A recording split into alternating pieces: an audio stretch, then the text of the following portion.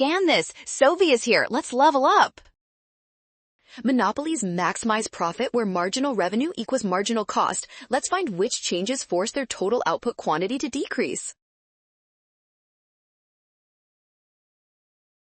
First, remember that variable costs directly impact the marginal cost curve. If variable costs increase, the marginal cost curve shifts upward, which naturally forces the profit-maximizing quantity to fall down. Next, consider the demand side of the equation. When demand for the monopoly's output decreases, the marginal revenue curve shifts to the left, which also leads to a lower production level.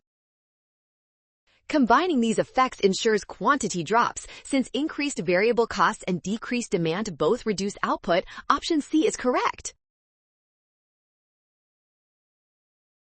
Well done! Scan now. Watch signs to avoid rushing. Trust given conditions and check steps to ensure you find the correct economic result.